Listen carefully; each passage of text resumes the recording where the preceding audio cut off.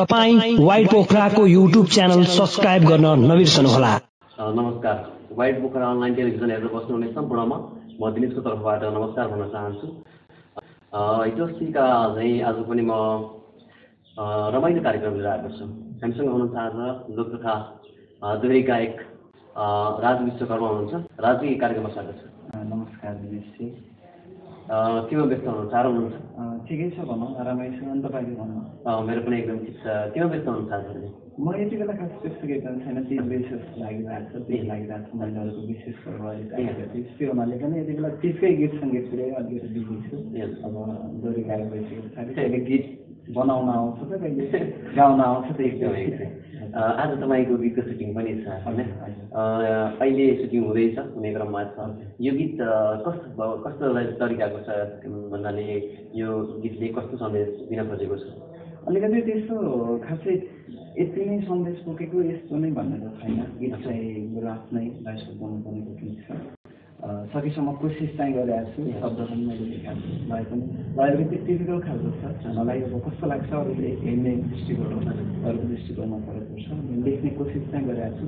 अलिकति के छ भन्दा भर्खर माया विरती बसिरहेको बेला त्यसैमा पनि अलिकति डिप नै दिनभरि सँगै यताउति भेटघाटको कार्यक्रम तीजको माहौलमा भेट्ने, त्यस पछाडि सँगै छिटै तिम्रो बन्न पाए हुन्थ्यो अथवा नछुटिन पाए हुन्थ्यो, त्यस्तो खालको।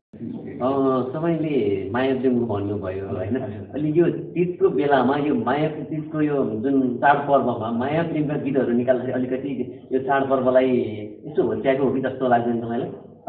यो के भन्दा मलाई माया पिरतीले चाडपर्वलाई सायद कहिले पनि होचाउँदैन होला मेरो विचारमा। माया पिरती भन्ने कुरा अब माया पिरती लेख विषयमा गाउने गीतमा पनि माया पिरती हुन्छ, तीजको गीतमा पनि हुन्छ, दसैँ तिहारमा होस्। अब एउटा जस्तै दसैँको गीत आयो, दसैँ माहौलै समेटेर गीत बनायो, ठिक छ। त्यसमा पनि के भन्दा अब एउटा घरमा बसेको श्रीमतीले परदेशमा रहेको आफ्नो श्रीमानलाई जस्तै अब गीत बनायो, त्यो दुईजना बिचको गीत भयो। उनीहरूको बिचको पनि एउटा माया पिरतीकै बारेमा गीत हुन्छ। छिटै फर्किआऊ, मलाई तिम्रो अत्यास छ, गाउन तिम्रो खाएको छ, त्यस्तै कुरा। अब जस्तै अब लभ गरेको बेला छ, आजकल लभ नगर्ने प्रायः कोही पनि तीजको बेला माहौल विशेष गरी यो रमझममा सबैजना भेट्ने बस्ने त्यस्तो कुराहरू पनि भइरहन्छ। त्यो हुनाले पनि अब माया पिरतीले मलाई तीज विशेषलाई खासै त्यस्तो केही गर्ला जस्तो चाहिँ असर गर्ला जस्तो लाग्दैन। त्यसमाथि पनि फेरि अब यस्तो एउटा सासु बुहारीको गीत, एउटा वेदनामूलक गीत पनि हुन्छ। विशेष गरी तीज विशेष हुनाले पहिला पुरानो हामी भन्दा धेरै अग्रज दाइहरू हुनुहुन्छ, उहाँले चाहिँ अग्रज कलाकारहरू हुनुहुन्छ, मेरो सम्मानित कलाकारहरू हुनुहुन्छ। उहाँले चाहिँ अलिकति वेदनाको गीत निकाल्नु भएको थियो। हुन त एउटा मैले पनि लेख्नलाई कोर्ने कोसिस चाहिँ वेदनाको गीत पनि गरेको छु, नगरेको होइन।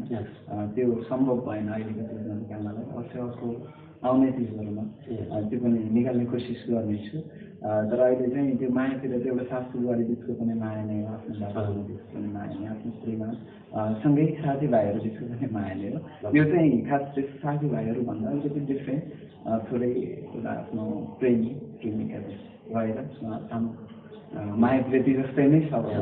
माया प्रेमको कुरा गरिहाल्नु भयो होइन? तपाईँको लभ परेको छ? अब यो त दोस्रोमा क्वेसन गर्नुपर्छ है, मैले त्यसरी पऱ्यो भनौँ लेख्नु भएको सृजना गर्नु भएको छ होइन? पहिला चाहिँ मेरो लभ पऱ्यो हो, स्कुल लाइफदेखि नै लभ पऱ्यो। अहिले त स्कुल लाइफ कलेज लाइफ पनि सकिसक्यो। अब त्यो हुनाले अहिले लभ चाहिँ परेको हो, त्यति बेला चाहिँ अब त्यस्तै भयो। अहिले उहाँ आउनु हुँदैन, भनिहालेँ, मुख खोलिहालेँ, सोधिहाल्नुभयो, सोधे पछाडि सुनेको। अहिले खासै त्यस्तो छैन भन्दा पनि। अहिले चाहिँ यो गीत सङ्गीतमा चाहिँ पहिलाको जमानामा हाम्रो हजुरआमाको पालामा हजुरआमाहरूले भन्नुहुन्थ्यो तीजमा छोरी मान्छेले मात्रै गाउँछन्, महिलाहरूले मात्रै रमझम गर्छन् भन्ने थियो। अहिले आएर छोरा मान्छेले पनि तीज गीत गाउने गरेको पाइएको छ होइन? तपाईँलाई पहिलाको जुन परिस्थिति थियो, जुन समय थियो, त्यसमा चाहिँ महिला दिदीबहिनीहरूले चाहिँ गीत गाउनुहुन्थ्यो होइन? अहिले चाहिँ केटा मान्छे छोरा मान्छेहरूले पनि तीजमा गीत गाउनुहुन्छ। यो प्रविधिलाई तपाईँले कसरी हेर्नु भएको छ? यो त अब साङ्गीतिक क्षेत्रमा लागेको मान्छे चाहिँ 3 वर्ष टुरिस्टमा लागेको मैले पनि मेरै अग्रजको सिको भन्ने हो। अब खास के भन्दा विशेष गरी तीज त महिलाहरूको नै हो, अन्त भन्ने गरिन्छ हरितालिका तीज महिलाहरूको विशेष पर्छ, हामी पनि भनिन्छ। तर पनि पुरुषहरू पनि अब तीजमा महिलाहरू मात्रै होइन, पुरुषले पनि महिलाको व्यथा बुझिदिने पुरुष हो। महिलासँग दिनरात अथवा हर घडी जिन्दगी बिताउने पनि पुरुष हो। तर त्यति धेरै फरक चाहिँ पुरुषले गाउँदा पनि फरक नपर्ला। तर विशेष गरी अहिले अलिकति के भन्दा पहिला जुन हाम्रो आमा हजुरआमाहरूको पालामा जस्तो गीत थियो त्योभन्दा थोरै प्याटर्न चाहिँ चेन्ज भएर अहिलेको गीतहरू जति पनि निस्केको छ त्यो चाहिँ थोरै चेन्ज भएर नै निस्केको छ। मैले पनि त्यो एउटा देखाएको थिएँ कि जुन अरू अग्रज कलाकारले गर्नुभयो, अब त्यस्तो गरेर नराम्रो नहोला भनेर तपाईँले पनि त्यो गर्नुभयो होइन। अब चाहिँ हामी चाहिँ यत्रो कुराकानी गऱ्यौँ होइन, सबै दर्शकहरूलाई तपाईँको चाहिँ घर थाहा नहोला होइन, नाम थाहा नहोला होइन, तपाईँको आफ्नो एकचोटि परिचय दिनुहोस्। हाम्रो यत्रो धेरै कुरा गरिसकेपछि को होला कसो होला भन्ने होला हाम्रो टेलिभिजन हेरेर बस्ने सम्पूर्णमा। मैले नाम त अगाडि पनि तपाईँले पनि भनिसक्नुभयो, फेरि पनि म भन्छु। सबैजना दर्शकहरूलाई मेरो नमन छ, नमस्कार छ। म राज विश्वकर्मा, मेरो पुरा नाम चाहिँ राजकुमार बेका हो। मैले सर्टकटमा यो साङ्गीतिक क्षेत्रमा लागेको पछाडि मैले राज विश्वकर्मा लेख्ने गरेको छु। जन्मथलो भन्नुपर्दा पर्वत पाखा पान्या लामपुङ, गाउँमै जन्मेको मान्छे, गाउँमै हुर्केको मान्छे। त्यही पाखा पखेराले नै सिकायो गीत सङ्गीत पनि सायद। हिजो त्यही पाखा पखेरामा मेरो मम्मीले गाउनुभयो, बाबाले गाउनुभयो होला, त्यही देखि गर्दै आज यहाँसम्म छु। घर पर्वत अरू त कर्मथलो पोखरालाई नै मनाइरहेको छ। पोखरा बस्नु लाग्छ कति वर्ष? पोखरा बस्न लागेको त म लगभग 5 वर्ष पुग्यो। 5 वर्ष पुग्यो, तर गीत सङ्गीतमा लागेको चाहिँ लगभग 3 वर्ष। तपाईँ पोखरामा बस्नुहुन्छ, पोखरामा एक्लै बस्दै हुनुहुन्छ कि फ्यामिलीहरू पनि हुनुहुन्छ? होइन, म एक्लै नै छु अहिले। म एक्लै नै छु, मेरो फ्यामिली चाहिँ एउटा गाउँतिर हुनुहुन्छ। विवाह त गर्नु भएको छैन? लभ नगरेको मान्छे अब त्यसैमाथि मलाई कसले हेर्छ होला र अहिले दिन जागिर छ न त्यो साथ छ। एकदमै हिरो हुनुहुन्छ होइन, हेर्दा पनि होइन। धन्यवाद भन्दैनु त्यसको लागि लाइन लाग्यो होला नि त, हामीलाई कुरा नखोल्नु भयो होला। होइन, छैन होइन, ठिकै चाहिँ रमाइलो भएको रमाइलो एकदमै। अब हामी तिज प्रसङ्गमै जान्छौँ। तिजको माहौल छ, तपाईँको अहिले तिजकोमा कतिवटा गीत जति गर्नुभयो? अहिले तिजमा मैले त्यति धेरै गीत गरिनँ, एउटा गीत गरेँ, एउटै बनाएँ, एउटै गर्न लागेको छु। त्यसकै सुटिङ आज पनि छ, बनाउन लेख्न चाहिँ मैले 2-3 लेखेको छु, तर पनि निकाल्न चाहिँ अहिलेसम्म आजको दिनसम्म चाहिँ एउटा नै छ। अब भोलि पर्सिको दिनमा चाहिँ हुन पनि सक्छ होइन, अहिलेसम्म चाहिँ एउटा। अनि अब प्रसङ्ग अलिकति बढी, तपाईँले गीत सङ्गीत नै भनेर अब पछिको जुन हुन्छ नि, जुन समय हुन्छ, अब समयलाई तपाईँ गीत सङ्गीत नै भनेर लाग्छु भन्ने छ कि केही अरू नै पेसा केही गर्छु भन्ने? दिनेश्वर, यो कुरामा त आजसम्म म सायद गीत सङ्गीत भन्दा बाहिर कतै पनि केही पेसामा लागेको छैन। मेरो एउटा पेसा भनौँ या मेरो रुचि, मेरो उद्देश्य जे भनौँ, मेरो गीत सङ्गीत नै छ।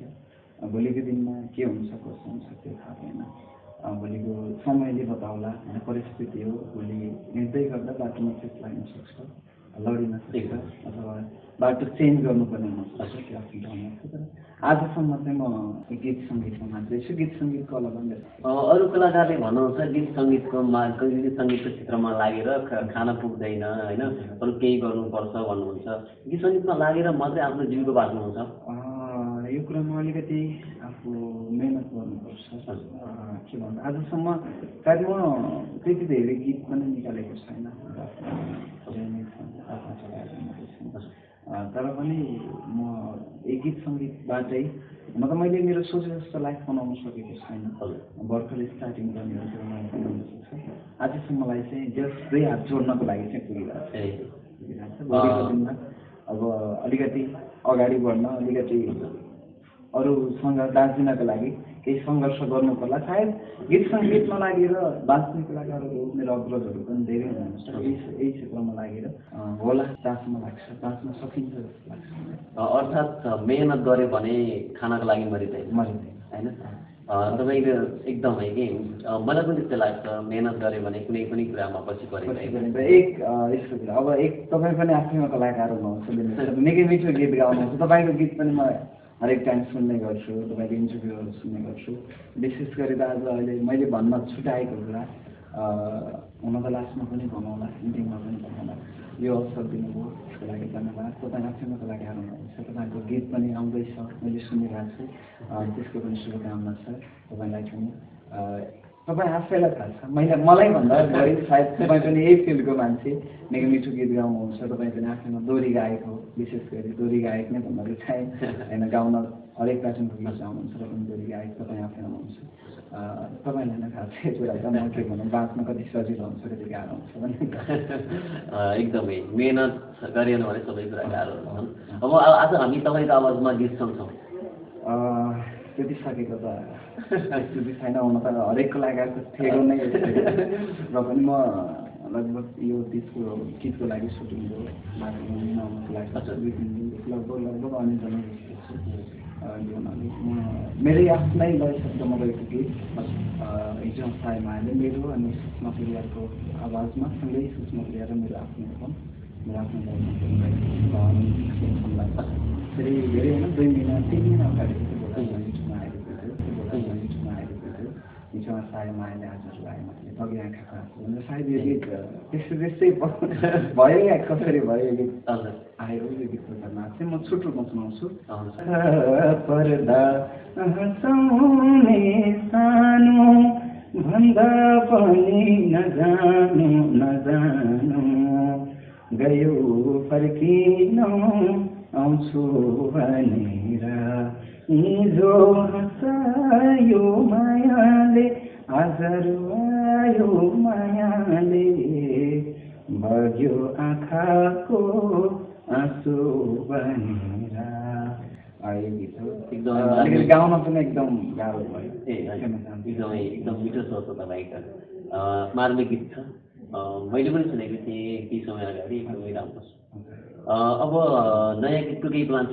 नयाँ गीतको छ, यो एउटा मेरो फुल साइलेमा शिवमको भएको गीत, मेरो अनिता विद्यार्थी फुल साइलेमा तिजको 1-2 या 2 दिन लगत्तै युट्युबमा आउँदैछ। त्यस पछाडि यो तिजको गीत भइहाल्यो। यो तिज लगत्तै एउटा दक्षिणको तिनले दुईवटा एउटा मान्छे लाग्छ, एउटा अलिकति छिटो खालको गीत गर्ने सोचमा छु, तयारी भइसकेको छ गीतको पनि। लगनको महिनाको लागि बाजारको गीत तयार, किन आफ्नो लागि के छ तयार? मेरो लागि खासै अहिले त्यस्तो छैन, सायद 4-5 वर्ष तयार हुँदैन होला। त्यति बेलासम्म त मेरै बिहा हुन्छ कि होला होइन, ठिक छ। तपाईँको बिहामा आउँदा भोज खाउँदा के भएर तपाईँको बिहा खाएर बिहा गर्ने भन्नु बसिरहेको छु म है। होइन, त्यो त एकदम ठिकै हो। र पनि पहिला दिनेश सर हुन्छ। तपाईँको लागि मैले एकदमै डिस्टर्ब गरेँ जस्तो लाग्छ। डिस्टर्ब भएको छैन, अलिकति त्यहाँनिर सुटिङको त प्रायः भएको छ। अब यति बेला म आफै गरेँ यो तिजको गीत सुटिङ हुन लागेको छ। मेरो आफ्नै भोकलमा चाहिँ हामी 4 जनाले गरेका छौँ। सुनाम बस्ती मगर भन्ने आफ्नो साथीभाइहरूसँग गरौँ भन्ने हिसाबले सबै मिलेर गरियो। यो म पुरै जस्तो भयो नि, खासै मैले यो फाइनल गीत पनि आइसकेको छैन। म त आफै लेखेको गीत हो, आफैले बनाएको गीत हो।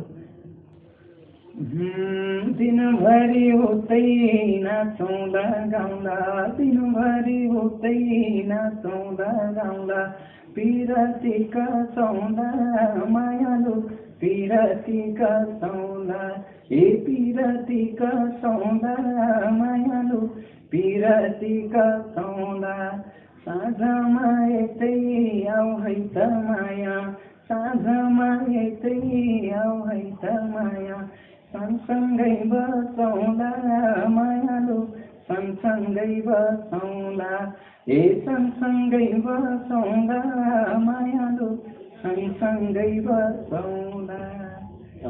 एकदमै राम्रो रहेछ होइन, माया प्रेमका जुन जोडीहरूले होइन, तिनीहरू जोडीहरूलाई समेटेर बनाइएको गीत हो।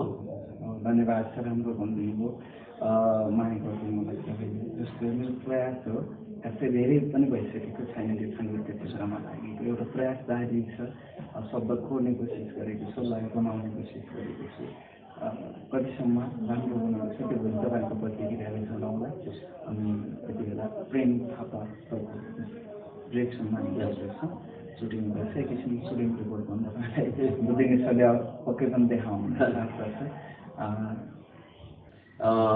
हाम्रो वाइल्ड पोखरा अनलाइन टेलिभिजन हेरेर बस्नुहुने सम्पूर्णमा के भन्न चाहनुहुन्छ विशेष गरी त सर्वप्रथम वाइल्ड पोखराको सञ्चालक प्यारो मित्र दिनेश सरको लागि सर भनिहालेँ प्यारो साथी तपाईँलाई धेरै धेरै धन्यवाद छ मलाई जुन यो अवसर दिनुभयो आज सुटिङको टाइममा रहेर तपाईँको कार्यव्यस्तताको कारणले पनि हुनसक्थ्यो र पनि मेरो लागि जुन एउटा समय दिनुभयो जुन एउटा अवसर दिनुभयो इन्टरभ्यूको लागि त्यसको लागि धेरै धन्यवाद छ त्यसै गरी सम्पूर्ण जति पनि म र वाइल्ड पोखरा हेरेर बस्नुहुने दर्शक जति पनि हुनुहुन्छ युट्युबमा एनटिभीमा त्यसै गरी हरेक ठाउँबाट जति ठाउँबाट हेर्नुभएको छ उहाँलाई सबैलाई फेरि पनि मेरो नमन छ हृदयदेखि सम्मान छ तपाईँहरूको साथ तपाईँहरूको मायाले नै आज यो ठाउँमा छु हिजो भर्खर मात्रै कार्यक्रममा नजानेको मान्छे आज अलिकति दुई चारवटा एल्बम गर्न सक्ने दुई चारवटा गीत लेख्न सक्ने भएको छु तपाईँको साथ भोलिको दिनमा पनि तपाईँहरूको माया यसरी पाउने साथ अपेक्षा छ सबै गरी तपाईँहरूले माया गरिदिनु होला सबैहरूले साथ दिनु होला त्यसै गरी मलाई जस्तै वाइल्ड पोखरालाई पनि सधैँबाट तपाईँको साथ र मायाको खाँचो छ जस्तो लाग्छ वाइल्ड पोखरासँगै मलाई सबै माया गरिदिनु होला व्यस्त हुँदाहुँदै पनि यसलाई समय दिनु भइरहेको छ त्यसको लागि धेरै धन्यवाद धेरै धन्यवाद छ दिनेश सर फेरि पनि तपाईँलाई धेरै धेरै धन्यवाद छ मलाई जनाउँछ